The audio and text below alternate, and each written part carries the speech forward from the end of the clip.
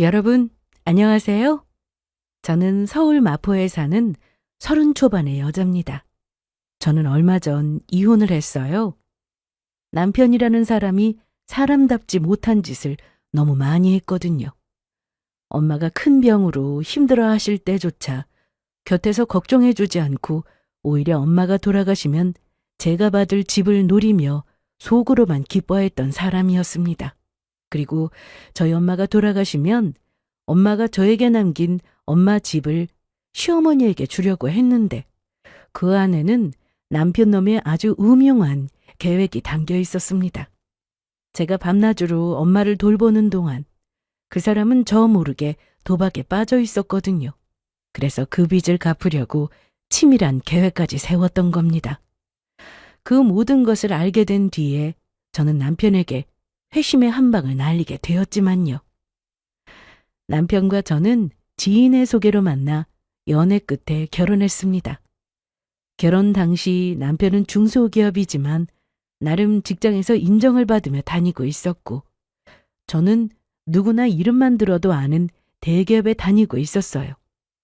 조건만 놓고 보면 제가 조금 더 나은 편이었죠. 그래서 주변에서는 제가 손해보는 결혼 아니냐는 말도 했지만 저는 그런 말에 신경 쓰지 않았어요.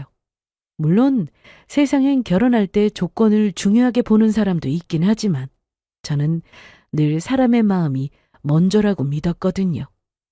조건보다는 좋은 사람을 만나야 행복할 수 있다고 생각했으니까요. 하지만 시어머니는 남편보다 능력 있는 제가 남편과 결혼한다는 것에 조금 마음이 걸리셨던 것 같습니다. 저라면 더 좋은 조건의 남자를 만나 결혼할 수 있었는데 남편을 선택했다는 이유에서였죠. 그래서인지 저한테 미안해 하셨고요. 그래서 시어머니께 전혀 그러실 필요 없다고 말씀드렸습니다. 사람이 아무리 조건이 좋아도 마음이 더 중요하다는 걸 저는 잘 알고 있었거든요. 주변에서 조건만 보고 결혼했다가 안 좋게 끝나는 경우도 종종 봐왔고요. 그런 저를 좋게 봐주셨던 것인지 시어머니께서 저한테 참 잘해주셨어요. 하지만 그런 걸 전부 떠나서 저희 시어머니는 인품 자체가 정말 좋으신 분이셨습니다. 제가 시어머니 며느리라는 이유로 저를 진심으로 아끼고 예뻐해 주셨거든요. 그게 어느 정도였냐면 시댁에 신경 쓰면 며느리는 고달프고 힘들다면서 시어머니는 제가 시댁에도 명절이랑 시어머니 생신 아니면 오지 못하게 했고 최대한 불편하게 해주지 않으려고 애쓰셨어요. 더욱이 명절에 시댁에 가게 되면 다른 집은 전 부치고 음식하느라 바쁜데 저희 시댁에는 그런 문화가 없었습니다. 맛있는 음식을 사 먹고 가족끼리 담소를 나누며 정말 같이 명절을 즐겁게 보내는 분위기였죠. 그건 시어머니 생신 때도 마찬가지였고요. 들어보니 시어머니께서 젊은 시절 지독하게 시집살이를 당하셔서 당신은 며느리가 생기면 그렇게 살지 말아야겠다고 늘 생각하셨다고 합니다. 그래서 주변에서는 저한테 좋은 시어머니를 만나서 복받았다고 했어요. 그래서 감사한 마음에 저도 모르게 시어머니께 마음이 더 가서 자연스레 더 챙겨드렸고요. 그러다 보니 시어머니와 친정엄마도 금세 가까워졌습니다. 시어머니는 몇 년 전 시아버지 돌아가셔서 혼자가 되셨고 저희 엄마도 제가 20살 때 아빠가 돌아가시면서 혼자가 되셔서 서로 비슷한 공감대가 있었거든요. 그 공감대 덕분인지 두 분은 서로 친구처럼 지내셨습니다. 그래서 저랑 엄마와 시어머니와 함께 셋이서 여행을 다녀온 적도 있었어요. 그래서 저는 결혼 후 새로운 가족들이 생기고 모두 행복해하니 결혼을 해서 더 행복한 인생을 살게 되었다고 믿었습니다. 남편과 결혼하고 그때가 2년 정도 흘렀을 때인데 그날은 제 생일이라 남편과 저녁 식사를 하며 예약해둔 레스토랑에서 오랜만에 둘만의 시간을 보내고 있었습니다. 그렇게 남편에게 생일 축하를 받으며 즐겁게 식사를 하고 있는데 갑자기 휴대폰이 울리더라고요. 그리곤 전화기 너머로 들려온 엄마 친구분의 목소리에 심장이 내려앉는 줄 알았습니다. 재영아, 큰일 났다. 지금 네 엄마가 배 아프다고 하더니 갑자기 쓰러지셨어. 지금 병원인데 빨리 좀 와야 할 것 같다. 엄마가 병원에요? 아줌마, 조금만 기다려주세요. 제가 빨리 갈게요. 순간 제 머릿속이 하얘졌습니다. 남편과 저는 급히 병원으로 향했죠.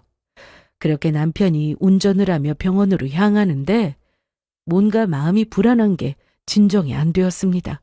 그냥 느낌이 너무 좋지 않았어요. 무언가 큰일이 벌어질 것 같은 느낌이 강하게 들었거든요. 그렇게 병원에 도착해서 엄마가 다음 날까지 입원을 해야 한다는 소리를 듣게 되었습니다. 그래서 저는 엄마 곁을 지키며 다음 날 엄마가 검사를 받게 되었는데 의사 선생님이 저를 불러 조심스럽게 말씀하셨죠. 저희 엄마가 담낭암 말기라는 것이었습니다. 이미 간과 폐까지 전이가 진행돼 수술이나 항암 치료는 어렵다면서 남은 시간은 길어야 5, 6개월이라는 것이었어요. 그 한마디에 세상이 무너져 내리는 심정이었습니다. 아빠를 제가 20살 때 떠나보내고 혼자 저를 뒷바라지 하느라 고생하신 엄마에게 왜 이런 시련이 또 찾아오는 건지 도무지 믿기지 않았습니다. 아직 엄마한테 제대로 된 효도조차 못해드린 것 같은데 그것이 죄송하고 가슴 아파서 말이 안 나오더라고요.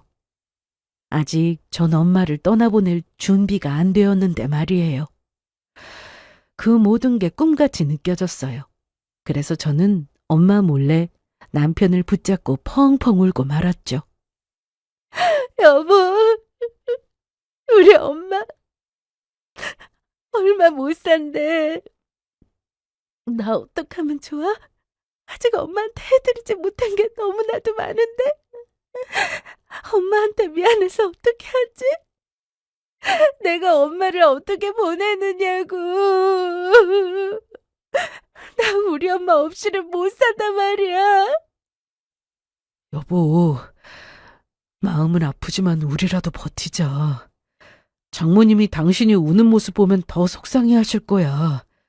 그러니까 우리 끝까지 희망은 버리지 말자. 남은 시간 동안 우리가 더 장모님께 잘해드리면 되잖아. 그러니까 울지 말고 힘내자. 어? 알겠어. 나 한번 해볼게. 나 억울해서라도 엄마 이렇게 못 보내드려. 내가 최선을 다해서 엄마 간병해드릴 거야. 나도 엄마 이렇게 포기 못해. 그날 저는 결심했어요. 엄마를 제 손으로 끝까지 돌보겠다고요. 그리고 저는 남편과 상의 끝에 회사를 그만두기로 했습니다. 일단은 엄마를 최선을 다해 돌봐드리기 위해서는 그 방법이 제일 좋을 것 같았거든요. 그리고 엄마와 보낼 시간이 얼마 남지 않은 이상 한시라도 더 엄마 곁에 있어드리고 같이 있고 싶었습니다. 엄마를 마지막까지 제 손으로 지켜드리지 못하면 평생 저 자신을 원망할 것 같았거든요. 더는 어떠한 후회도 남기고 싶지 않았어요. 그리고 설득 끝에 엄마는 항암 치료를 받아보기로 결정을 내리셨습니다. 만에 하나 기적이라는 것도 있었으니까요. 그래서 엄마가 항암 치료를 받기 전 의사 선생님께 말씀드려서 엄마와 저는 1박 2일의 여행을 다녀오게 되었습니다. 엄마가 바다를 참 좋아하셨는데 항암 치료를 받게 되면 체력도 많이 떨어진다고 하니 이번 기회가 아니면 엄마와 여행을 가서 언제 다시 같이 바다를 볼 수 있을지도 모르고 다녀오자 싶었던 거죠. 엄마가 편히 지낼 수 있도록 호텔이 바닷가 근처에 제일 좋은 호텔로 묵게 되었고요. 그래서 그날은 엄마가 좋아하는 바닷가 구경도 하고 예쁜 카페에서 차도 마시면서 정말 즐겁게 보냈습니다. 그리고 저녁이 되어서 엄마가 피곤하다고 하셔서 한 침대에 누워서 엄마 손을 꼭 잡고 잠을 자려고 하는데 엄마가 저한테 조심스레 말씀하시더라고요. 엄마가 지금 아니면 기회가 없을 것 같아서 하는 말인데 우리 딸 엄마 없어도 씩씩하게 잘 살 수 있지?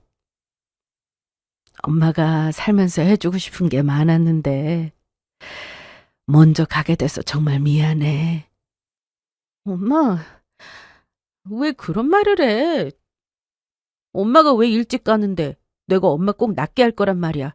그래서 내가 엄마 그동안 못 해드린 거 잔뜩 해드리면서 호강시켜드릴 거야. 그러니까 엄마 내 곁에서 오래오래 살면서 내가 해드리는 효도 전부 받고 가. 지금은 아직은 안 된단 말이야. 우리 딸 아직도 이렇게 아기 같아서 어떻게 할까? 재영아, 엄마는 우리 재영이 만나서 지금까지 행복하게 잘 살았어. 그래서 미련도 없고 우리 재영이를 엄마 딸로 만나서 얼마나 감사했는지 몰라. 그러니까 엄마한테 미안해할 필요 없어. 엄마가 떠나게 되더라도 꼭 행복하게 잘 살아야 해. 엄마는 그거면 충분해. 알겠지? 엄마, 나도 엄마 딸로 태어나서 행복했어. 엄마, 고맙고 미안해. 엄마 사랑해. 그렇게 저는 엄마 간병을 시작했고 엄마가 아파할 때가 마음이 많이 불안했습니다. 그런데 그 힘든 시간 속에서도 저에게 힘이 되는 사람이 있었어요. 바로 저희 시어머니요. 엄마가 아프기 시작하면서 저는 거의 친정에서만 지냈거든요. 그래서 시댁이며 남편한테 제대로 신경 써주지도 못해서 남편과 시어머니께 늘 죄송한 마음뿐이었죠. 물론 남편이야 제가 보고 싶을 때는 저희 엄마 안부를 묻는다며 친정에 찾아오기도 했고 제가 잠깐 집에 들러 남편의 얼굴도 보면 되니 괜찮긴 했지만요. 그런데 시어머니는 저에게 섭섭해하기는커녕 오히려 저랑 저희 엄마가 드실 반찬까지 해주시면서 병원이며 친정으로 찾아오셔서 챙겨주셨던 겁니다. 그 순간 저는 이런 게 진짜 가족이구나 싶은 게 정말 감사했습니다. 어머니, 정말 죄송해요. 저희 엄마 간병하느라 어머니께 연락도 잘 못 드리고 남편도 제가 신경을 잘 못 쓰고 있어요. 괜찮다. 윤수도 다 큰 성인인데 재영이 네가 못 챙기면 알아서 잘 챙기고 있겠지. 그리고 우리 아들 먹을 음식은 내가 해서 챙겨주고 있으니까 너무 마음 쓰지 말고. 지금은 다른 데 말고 사부인한테 신경 쓰도록 해라. 지금 가장 힘든 사람은 너랑 사부인 아니겠니? 나중에 후회 남지 않도록 어머니한테 잘해드려라. 네. 어머니, 정말 죄송하고 감사합니다. 제가 어머니께 나중에 꼭 효도할게요. 남편한테도 잘하고요. 어머니께서 제 시어머니라 정말 다행이에요. 그런 거 안 해도 괜찮아. 재영이 네가 내 며느리가 된 이상 우리는 가족인 거다. 그러니까 가족끼리는 죄송하다는 말은 하지 않는 거야. 우리 며느리 힘내는 거다. 네, 어머니. 감사합니다. 시어머니께서 제 마음을 온전히 이해해주고 묵묵히 옆을 지켜주는 게 얼마나 고마운지 몰랐습니다. 그 마음이 든든하면서도 한편으로는 늘 죄스러웠죠. 그래서 반드시 시어머니께 그 은혜를 갚아야겠다고 생각했습니다. 그런데 며칠 뒤 병원에 입원해 있는 엄마를 보겠다며 남편이 병문안을 오겠다고 하더라고요. 그날 남편은 엄마를 보고 돌아가면서 제가 배웅을 해주기 위해 따라 나가게 되었는데 남편이 저에게 묘한 말을 꺼냈습니다. 여보, 그런데 내가 당신한테 중요하게 묻고 싶은 게 있는데 장모님 사는 집 나중에 어떻게 처리할 거야? 어? 갑자기 우리 엄마 집을 어떻게 처리할 거냐니? 그게 무슨 소리야? 내가 지금 이런 말 하는 거 좀 그런 거 아는데, 나중에 장모님 돌아가시면 장모님 아파트 어떻게 될까? 그게 갑자기 궁금해서 말이야. 당신 우리 엄마 아직 돌아가시지도 않았는데 그게 무슨 말이야? 지금 우리 엄마는 아파서 당장 내일 어떻게 될지 모르는데 우리 엄마 아파트가 중요해? 지금 그걸 말이라고 하는 거냐고? 아니, 나는 그냥 정말로 궁금해서 물어본 거지. 다른 뜻은 없었어. 당신 기분 상했다면 정말 미안해. 그러면 나는 이만 바빠서 가볼게. 내가 했던 말 신경 쓰지 마. 그때 남편의 말에 기분 나쁘긴 했지만 아직 철이 덜 들어서 그런 걸 묻는 거라고 생각했습니다. 엄마가 아픈 상황에서 깊게 신경 쓸 여력도 안 되었고요. 하지만 엄마의 상태는 시간이 지날수록 안 좋아지셨고 결국 엄마를 호스피스 병원으로 모실 수밖에 없었습니다. 그리고 믿기지 않는 엄마와 작별할 시간이 점점 더 가까이 다가오고 있었죠. 그런데 어느 날 엄마의 상태가 갑자기 급격히 나빠졌습니다. 엄마가 그날따라 숨을 쉬는 것도 힘들어 하시더니 결국 의식을 잃고 혼수 상태에 빠져버리신 거예요. 산소호흡기의 의지에 겨우 숨을 이어가시는 엄마를 보는데 가슴이 쿵 하고 내려앉는 것 같았습니다. 호스피스 병원 의사 선생님 말씀으로는 이제는 정말로 엄마를 보내줄 때가 된 것 같다고 하셨어요. 그 말을 듣는 순간 참고 있던 눈물이 주체할 수 없이 터져나왔습니다. 그래서 남편에게 다급하게 연락을 했는데 남편한테 무슨 일이 생긴 것인지 퇴근 시간이 훌쩍 넘은 늦은 저녁까지도 계속 제 전화를 받을 생각을 하지 않는 거예요. 최근 들어 남편이 뜨문뜨문 전화를 받지 않은 경우가 있었는데 그때는 나중에라도 연락이 왔었거든요. 그런데 이번에는 아예 연락이 되지 않고 있었죠. 그래서 급히 와준 분은 바로 저희 시어머니였습니다.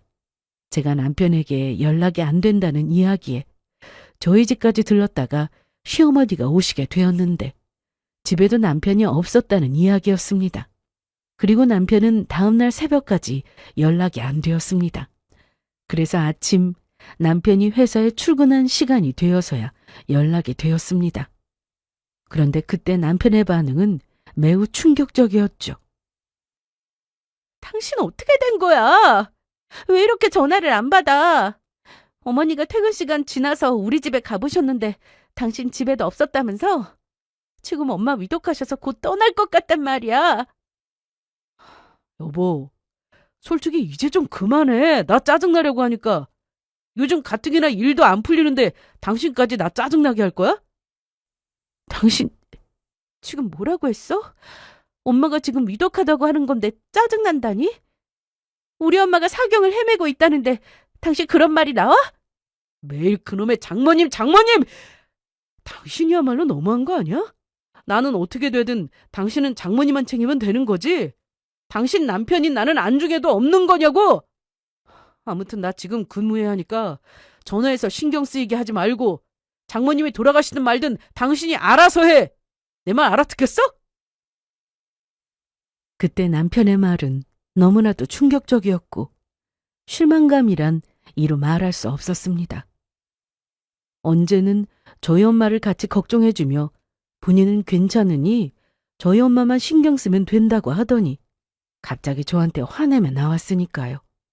게다가 그동안 저희 엄마가 아픈 게 남편한테 방해가 되거나 신경 쓰이게 할까봐 저도 최대한 조심하고 있었거든요. 하지만 저희 엄마가 위독하다는 말에 남편은 병원으로 달려오기는커녕 오히려 저에게 차갑게 화를 내며 짜증을 내고 있었던 겁니다. 그것도 저희 남편이란 사람이요. 그러나 저는 그때 엄마가 떠날지도 모른다는 생각에 제정신이 아니었고 계속 엄마 곁을 지켰습니다. 그리고 호흡이 가빠지는 엄마를 보며 마지막에 몸을 직감한 저는 엄마의 손을 꼭 붙잡고 이야기했죠. 엄마, 내 말 들리지? 엄마 내가 많이 많이 사랑하는 거 알고 있지? 그거 잊으면 안 돼. 난 엄마 딸로 태어나서 정말 행복했어. 다음에 태어나면 그때는 엄마가 내 딸로 태어나줘. 그때는 내가 이번 생에 엄마한테 못한 거 전부 해드릴게. 그러니까 엄마, 이제는 편히 가져도 돼.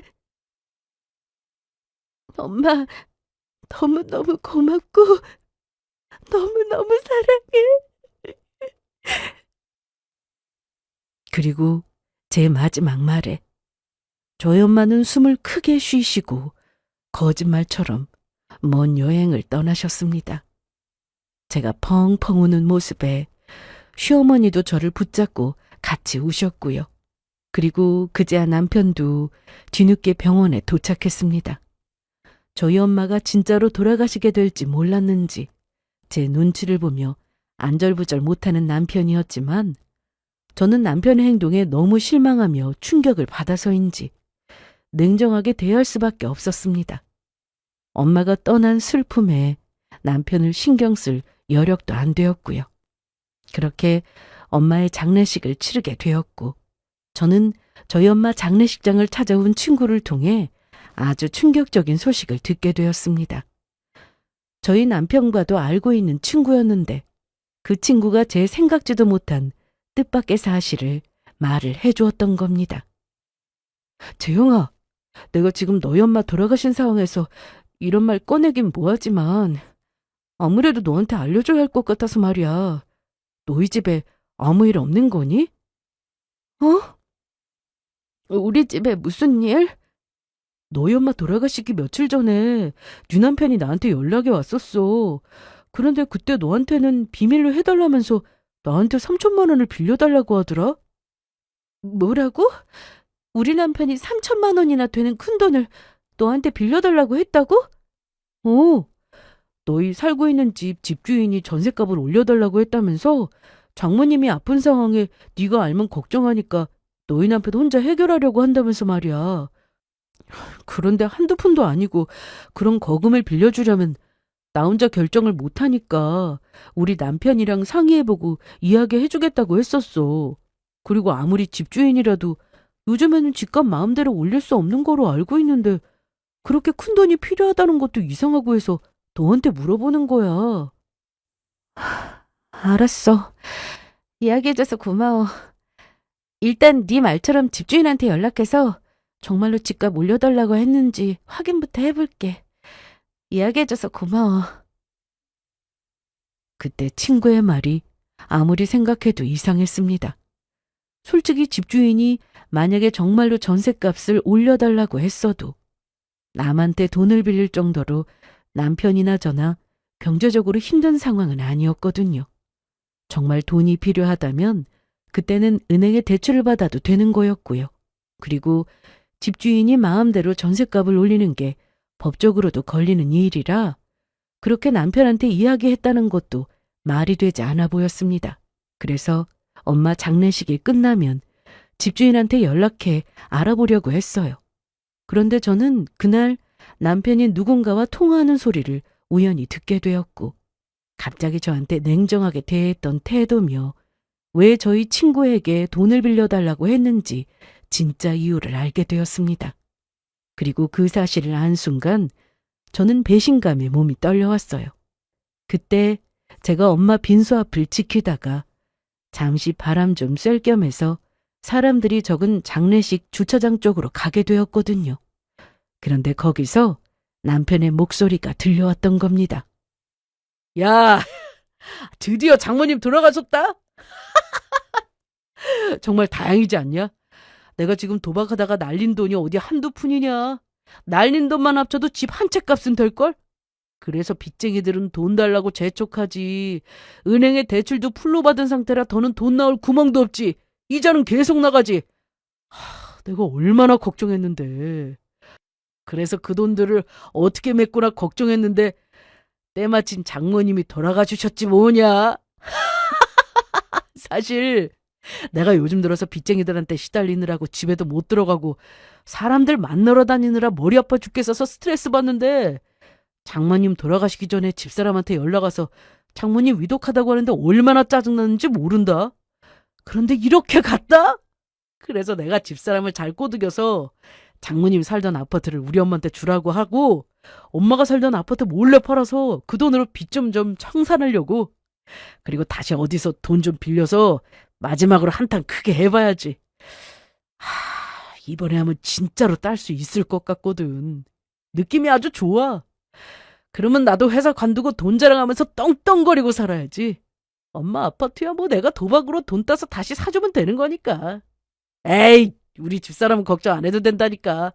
지금 장모님 돌아가시고 정신 나가서 내가 하자면 하자는 대로 다 해줄걸? 남편 이야기에 저는 정말로 머리를 망치로 한 대 얻어맞은 기분이었습니다. 남편이 갑자기 이상하게 변한 건 알고 있었지만 그게 도박 때문이라고는 전혀 상상하지도 못했거든요. 어찌나 충격적이던지 머리가 핑 돌더라고요. 그리고 너무 화가 나서 남편 놈의 머리채라도 잡고 싶은 심정이었죠. 남편 놈이 저 몰래 도박을 한 것도 모자라 저희 엄마가 돌아가셔서 도박 빚을 갚을 수 있게 되었다고 좋아하고 있었으니까요. 그때 남편은 정말로 사람 같아 보이지도 않더라고요. 도박에 미치면 부모 자식도 없다고 하더니 저희 남편이 딱 그랬습니다. 하지만 일단 저희 엄마 장례식이 끝날 때까지는 모르는 척하면 참자 싶었습니다. 남편 때문에 저희 엄마 장례식을 망칠 수는 없었으니까요. 그리고 저는 앞으로 두고 보자 싶은 심정에 이를 갈았습니다.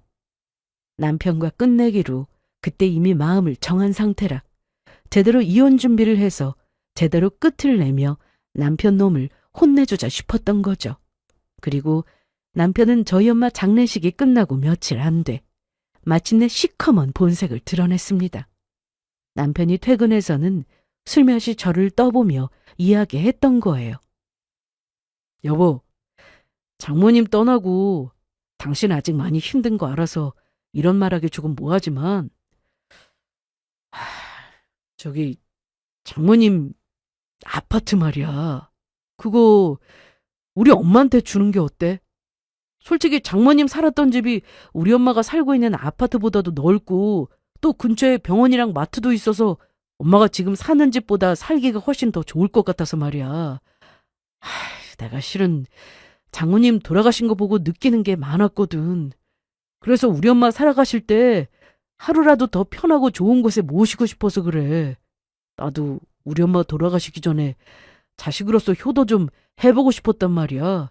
어차피 장모님 집 우리 엄마한테 줘도 엄마가 돌아가시면 우리가 다시 물려받게 될 텐데 크게 문제될 것도 없잖아. 당신 내 말대로 해줄 수 있지?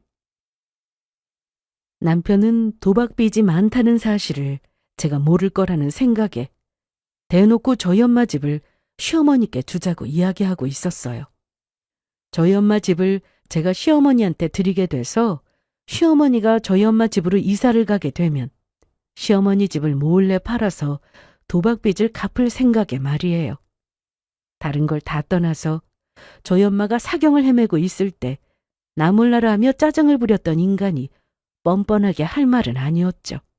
게다가 저를 이용한 것도 모자라 본인의 엄마인 시어머니까지 이용해 도박빚을 갚으려고 하는 남편 놈을 보니 한숨밖에 나오지 않았습니다.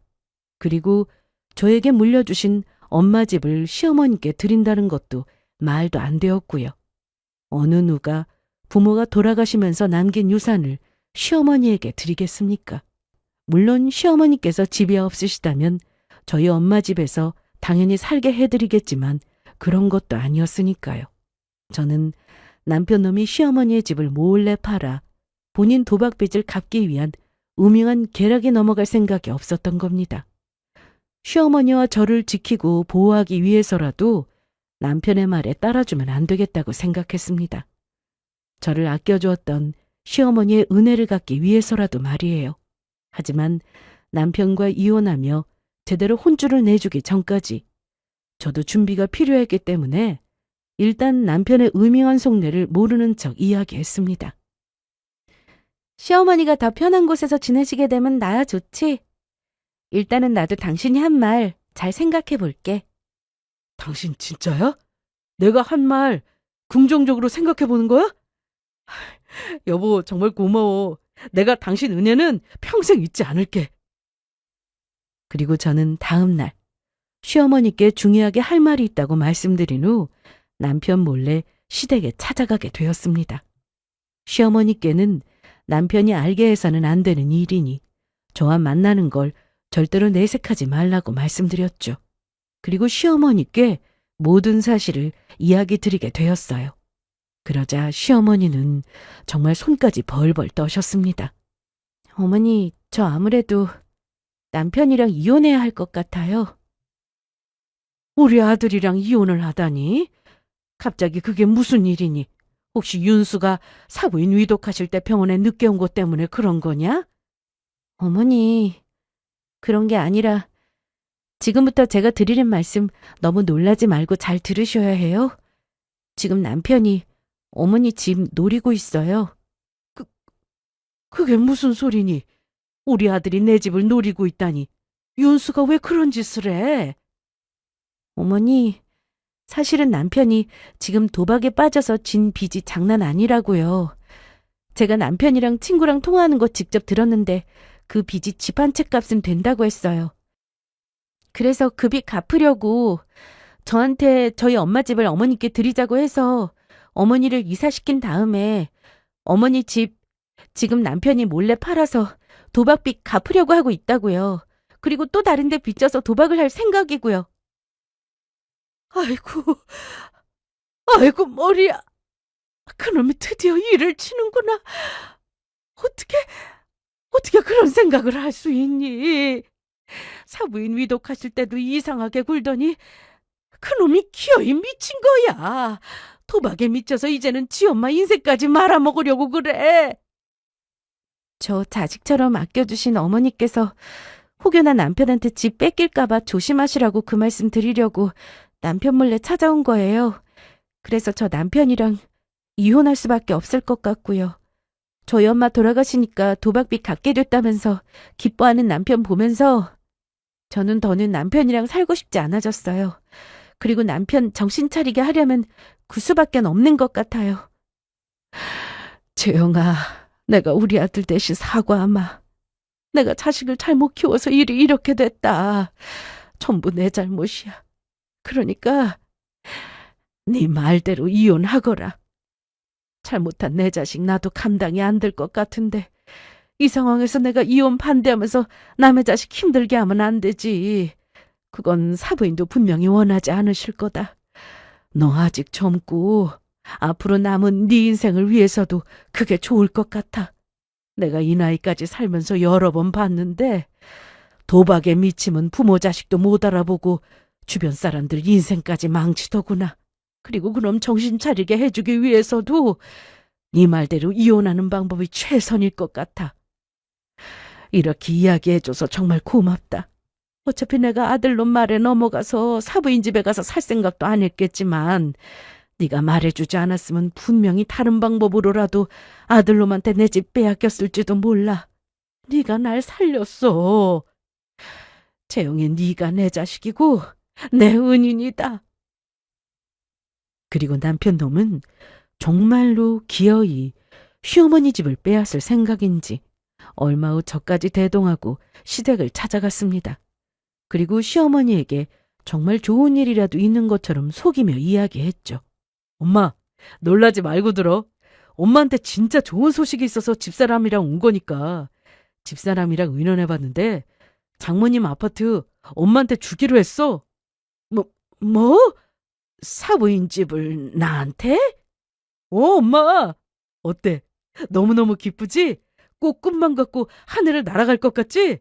솔직히 장모님 아파트가 엄마 집보다 10평은 더 넓고 좋잖아. 그러니까 엄마, 이사갈 준비 하시라고. 엄마 집은 엄마가 걱정 안 하도록 내가 알아서 잘 관리해 줄 테니까.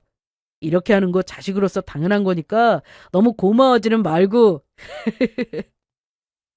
시어머니 집을 팔아서 도박빚을 갚을 생각이면서 저와 시어머니를 속이며 뻔뻔하게 말하는 남편의 모습이 얼마나 가증스러웠는지 몰라요. 그런데 시어머니도 저랑 똑같이 느끼셨는지 남편 모르게 저한테 신호를 보내 눈짓을 하시더니 말씀하셨어요. 이미 제가 이야기해 남편놈의 계략을 알고 있던 시어머니는 절대로 남편의 술수에 넘어갈 리 없었던 거죠. 좋기는 뭐가 좋냐? 나는 절대 싫다. 싫다니? 엄마, 그게 무슨 소리야? 사부인한테는 미안하지만 막말로 거기 죽은 사람이 살던 집 아니니? 그런 집에 들어갔다가 귀신이라도 나오면 어떡하니? 나한테도 재수 오온 붙어서 죽을 병 걸리면 어떻게 하느냐고? 그리고 나는 지금 살고 있는 내 집이 좋다. 사람이 나이 들어서 욕심 부리면 추하다고. 내가 이 나이에 더 넓은 집 가서 살아서 뭐 하겠냐? 친구들도 전부 동네에 있고 나는 그냥 내가 살던 집에서 편히 살려고 한다. 그리고 아들, 너 잊었어? 이 집, 네 아빠 살아계실 때부터 함께한 집이다. 그런데 이런 소중한 집에서 나와서 사부인 집에 들어가서 살라니? 나는 절대 그렇게 못해. 나는 절대 이사 못 간다. 안 돼, 엄마. 절대 안 돼. 그러면 나 죽는다고. 너, 그게 무슨 말이야? 내가 사부인 집에 들어가서 살기 싫다는 게 그것 때문에 네가 왜 죽어? 너 혹시 우리한테 뭐 숨기는 거라도 있는 거냐? 혹시 나랑 네 마누라 모르게 무슨 빚이라도 져서 나를 사부인의 집에서 살게 하고 너 나 몰래 내 집 팔아서 네가 홀라당 먹으려고 그러는 거냐고? 절대 아니야. 내가 무슨 엄마 집을 팔아서 먹기는 왜 먹어? 그냥 진심으로 자식으로서 엄마 걱정이 돼서 그러는 거지. 그러니까 엄마 너무 싫다고만 하지 말고 천천히 고민해 보라고. 솔직히 장모님 사는 지역이 근처 대학병원도 가깝고 또 마트고 근처에 있어서 살기 편하고 좋아서 내가 강력하게 권유한 거니까. 알겠지? 남편은 시어머니가 제대로 된 답을 해주지 않자 많이 초조해하는 것 같았습니다. 그래서인지 며칠 후 제가 저희 엄마 집을 시어머니에게 주기로 한 게 맞는지 확인하려고 들었어요. 여보, 당신 정말로 장모님 집 우리 엄마 주기로 한 거 맞지? 확실한 거지? 당신 그게 무슨 소리야? 내가 생각해 본다고 했지 시어머니한테 우리 엄마 집 준다고 확실하게 말 안 했잖아. 그래서 내가 생각해 봤는데 시어머니한테 우리 엄마 집 못 줄 것 같아. 솔직히 우리 엄마가 나한테 남기신 유산을 왜 시어머니한테 왜 드려야 하는데? 그리고 나중에 시어머니 돌아가시면 우리가 다시 받게 된다고 말했는데 그러면 원래 내가 받아야 하는 엄마 아파트를 당신이랑 나눠서 가지게 된다는 거잖아. 내가 그렇게는 절대 못하지. 당신 지금 그 말 진심이야? 그러면서 왜 나 따라서 우리 엄마 집까지 간 건데? 그때는 내가 장모님 아파트 엄마한테 주기로 했다고 말했을 때도 가만히 있었잖아. 지금 나랑 장난해? 그거야. 그때는 아직 고민 중이라고 그랬던 거고 지금은 확실히 결정했거든. 그리고 어머니도 우리 엄마 집으로 이사가서 살기 싫다고 말씀하신 거 당신 벌써 잊은 거야? 그러니까 나 우리 엄마 집 어머니한테 드릴 생각 절대 없으니까 당신도 꿈도 꾸지 마. 엄마야, 내가 잘 설득해서 듣게 만들면 되는 거고 당신 진짜 이런다 이거지? 당신 자꾸 이러면 재미없어. 솔직히 장모님, 장인어른 다 돌아가시고 당신한테 남은 가족이라고는 나밖에 없는데 당신 나한테 버림받고 싶어서 그래? 그리고 예전에야 당신이 나보다 좋은 직장 다니면서 돈도 잘 벌고 해서 괜찮았겠지만 이제는 일도 안 다니는 백수 주제에 나한테 이혼당하고 나면 뭐 먹고 살려고 그러는 건데? 지금이야 장모님이 물려준 아파트가 있어서 그거 팔아서 한동안은 먹고 살 수 있겠지만 나중에 늙어서 어떻게 하려고 그러는 거냐고. 그러니까 당신 내 말대로 장모님 아파트 우리 엄마한테 주는 게 좋을 거야. 아니면 당신이랑 정말로 끝장이라고. 급기야 남편 놈은 제가 거절하자 이제는 저를 협박하며 나서기 시작했습니다. 그것도 본인의 도박비 때문에 말이에요. 제가 마음을 돌릴 때까지 집에 들어오지 않겠다면서 집까지 나가버렸고요. 하지만 그때는 이미 제가 남편과 이혼할 준비가 전부 되었던 상황이었고 저도 더는 감출 것도 없었습니다. 시어머니도 남편의 행동에 이미 연을 끊고 살기로 마음을 먹은 상태였고요. 저야 남편이라지만 시어머니는 자식인 아들을 대놓고 시어머니를 속이며 재산을 빼앗으려고 하는 모습에 정말 큰 충격을 받으신 것 같았죠. 그래서 저는 남편에게 할 이야기가 있다고 하고 시댁에서 보기로 했습니다. 그런데 남편은 제가 시댁에서 만나자고 하니 이혼하자는 소리에 겁을 먹고는 마음을 돌렸다고 생각한 것 같았습니다. 오히려 저한테 큰 소리를 치며 나왔으니까요. 당신 장모님 집 우리 엄마한테 안 주면 내가 이혼하겠다고 하니까 무서웠나 보지? 이렇게 할 말 있다고 엄마 집까지 나 부른 거 보면 말이야. 지금 당신 우리 엄마한테 장모님 아파트 드린다고 이야기하려고 부른 거잖아. 내 말이 맞지? 그러게, 이럴 거면 내가 좋게 이야기할 때 내 말 들어줬으면 좋았잖아. 그러면 내가 집을 나가는 일도 없었을 텐데 말이야. 아니? 나 오늘 당신한테 우리 엄마 집 어머니한테 절대 못 주니까 당신 다녀만 하고 그 이야기 하려고 부른 거야. 당신 진짜 이렇게 나올 거야? 나중에 엄마 돌아가시면 다시 우리가 받을 텐데 뭐가 문제야? 왜 이렇게 사람이 약 올리는 것처럼 짜증나게 구냐고? 당신 진짜로 나랑 이혼하고 싶어서 그래? 계속 이러면 정말로 이혼이라고! 지금 뭐가 문제라고 했냐? 문제는 너지. 내가 너 이러는 진짜 이유를 모를 거라고 생각했니? 진짜 이러는 이유 이미 예전부터 알고 있었다고. 진짜 이유라니? 내가 우리 엄마 위해 이러는 거 말고 무슨 이유가 있는데? 이 인간이 내가 이렇게 말했는데도 발뺌하려고 그러네. 너 도박하다가 빚진 거 내가 모를 줄 알아? 그래서 어머니한테 당신 집 비우고 우리 집으로 그냥 이사 가라고 하면 안 갈 것 같으니까 나한테 우리 엄마 아파트 어머니한테 드리게 해서 이사시킨 다음에 어머니 집 팔아서 너 지금 도박빚 갚으려고 그런 거잖아. 너 도박하려고 은행에 빚까지 있는 거 내가 모를 줄 알았냐고. 너 어떻게 그럴 수가 있어? 우리 엄마가 살던 집 나한테 이혼으로 협박해서 뺏으려고 한 것도 모자라. 너 낳아주고 길러주신 어머니 집까지 몰래 팔 생각을 해? 웃기지 마. 도박은 무슨 도박. 당신 어디서 이상한 말 듣고 와서 그런 말을 하는지 모르겠지만 이건 다 모함이라고? 왜 중고도 없이 그런 말도 안 되는 소리를 해서 우리 엄마랑 내 사이를 갈라놓으려고 하는 건데? 엄마, 오해하지 마. 어? 나 절대로 도박한 적 없고 그래서 엄마 집 몰래 팔아서 도박빚 갚으려고 엄마 보고 장모님 집 가서 살려고 한 거 아니니까. 나 정말 엄마 위해서 집사람한테 장모님 집 엄마한테 드리라고 한 거였어. 내가 거짓말한다고? 좋아. 그러면 너 어디 이거나 듣고 말해. 그리고 저는 비장의 무기를 꺼냈습니다. 바로 남편이 저희 엄마 장례식장에서 남편이 지인과 통화했던 내용을 제 핸드폰으로 몰래 녹음해 두었던 겁니다. 저에게 친정엄마 집을 시어머니에게 주라고 한 다음에 시어머니 아파트를 팔아서 도박빚을 갚을 거라고 말한 그 내용이 담겼던 통화 내용을요. 그때 너무 놀랐었지만 남편의 이야기에 재빨리 핸드폰 녹음 버튼을 눌러서 녹음을 해두었던 거죠. 그러자 남편이 정말 하얗게 질려서는 식은땀까지 흘리며 저와 시어머니 눈치를 보더니 갑자기 저와 시어머니 앞에서 무릎을 꿇고는 빌기 시작했던 겁니다. 여보, 내가 정말 잘못했어. 내가 사실은 처음에는 그냥 호기심에 친구 따라서 시작했던 거였거든.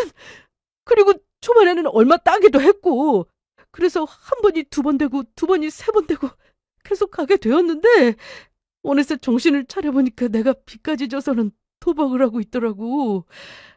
그래서 당신 모르게 진 빚을 만회 좀 해보려고 자꾸 가게 되었는데 그러다 보니까 일이 이 지경까지 됐어. 그러니까 여보, 제발 한 번만 용서해주라. 그리고 이왕 이렇게 들킨 거 당신이 장모님 아파트 팔아서 나 도박빚 좀 갚아주면 안 돼? 내가 그러면 다시는 도박 같은 거 안 할게. 앞으로는 진짜 정신 차리고 살게. 아니? 그렇게는 안 될 것 같아. 그놈의 도박빚 때문에 우리 엄마 위독하실 때 매정하게 굴고 우리 엄마 집 시어머니한테 주라고 했을 때 그때 이미 오만적이 다 떨어졌거든. 그래서 나 당신이랑 이혼하려고. 우리 여기서 끝내자. 안 돼, 여보. 이혼이라니. 나 아직 당신 사랑한단 말이야. 엄마가 나 좀 도와줘. 내가 도박빚 때문에 엄마 집 노린 거 이렇게 사과할 테니까 우리 집사람 보고 이혼하지 말라고 붙잡아달라고. 엄마 설마 하나뿐인 아들이 이혼남 되는 거 바라는 건 아니겠지? 그러자 그때까지 묵묵히 아무 말도 없으셨던 시어머니는 자리에서 벌떡 일어나셨습니다. 그리곤 있는 힘껏 남편의 따귀를 때리셨습니다. 이 괘씸한 놈! 악독한 놈! 그가 도박 때문에 지 마누라 속여서 사부인 집을 빼앗으려고 하지를 않나? 지 엄마 집을 몰래 팔아서 도박빚을 갚으려고 하지를 않나? 내가 너를 그렇게 가르쳤냐? 그렇게 염치도 경호도 모르는 막대 먹은 짐승처럼 살라고 너를 가르쳤냐고? 재영아, 너 반드시 우리 아들이랑 이혼해라. 이혼해서 1년도 저버리고 짐승처럼 살면 어떻게 되는지 우리 아들한테 똑똑히 알려주거라. 나도 내 배 아파 낳은 내 새끼지만 앞으로 인연 끊고 남남으로 살 생각이니까. 아무리 생각해도 내 새끼 정신 차리게 할 수 있는 방법은 그것밖에는 없는 것 같아. 윤수 너랑 인연 끊는 게 내가 부모로서 해줄 수 있는 마지막 도리 같으니까 앞으로는 우리 영원히 연락하지 말고 살자. 오늘로 내 아들은 죽었다. 아니야, 안 돼. 집사람한테 이혼까지 당하게 생겼는데 엄마까지 나 버리면 앞으로 너 어떻게 살라고 이러는 거야? 나보고 앞으로 누굴 믿고 살라고 이러는 거냐고. 그리고 시어머니는 정말로 결단력 있는 모습을 보여주었습니다. 남편이 시어머니를 붙잡고 한 번만 봐달라며 시댁을 나가지 않으려고 했거든요.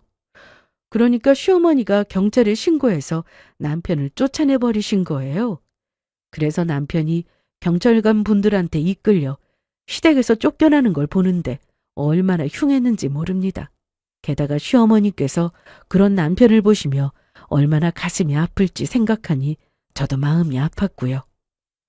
하지만 시어머니는 남편이 정신을 차리려면 그 방법밖에 없다고 생각하신 것인지 마음을 단단히 잡수신 것 같았습니다.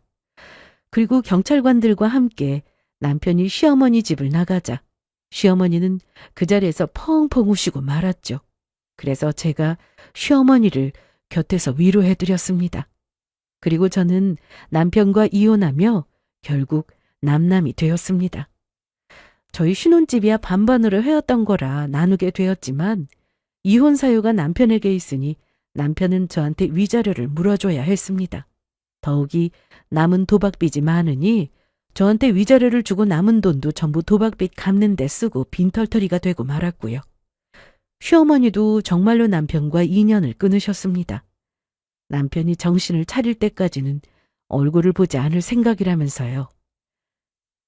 그런데 남편은 도박빚을 갚지 못한 데다 경찰에게 걸려서 결국 교도소에 가게 되었습니다. 저에게 이혼당하고도 정신을 못 차린 것인지 그렇게 많은 빚을 지고도 남편이 불법 도박장에서 현행범으로 경찰들에게 붙잡혔던 겁니다. 그래서 자연스레 회사에서도 잘리게 되었고요. 도박에 미쳐서 가족도 부모도 버리더니 그 벌을 단단히 받는 것 같았습니다. 남편이야말로 저도 잃고 부모인 시어머니도 잃으면서 혼자가 되었으니까요. 도박으로 결국 인생이 망하고 만 것입니다. 현재 저는 남편과 이혼 후 잘 살고 있습니다. 비록 엄마는 곁에 안 계시지만 엄마 집에 들어가 살면서 다시 취직도 하게 되었고요. 제가 하는 일이 전문직이라 좋은 조건으로 원하는 회사로 다시 취업할 수 있었습니다. 그래서 현재 직장에 다니며 시어머니께도 자주 연락하며 챙겨드리고 있어요. 시어머니께서 저희 엄마가 살아계실 때 베풀어 주신 은혜는 절대 잊을 수 없는 것이니까요. 전 남편과는 비록 헤어졌지만 시어머니는 언제나 제 마음에 가족으로 남아 계실 것 같았습니다. 하늘에 계실 엄마도 그런 저를 보면서 잘하고 있다고 말씀해 주실 것 같고요. 그러면 이만 제 사연을 줄이도록 하겠습니다. 모두 늘 행복하시길 기원드리겠습니다. 감사합니다.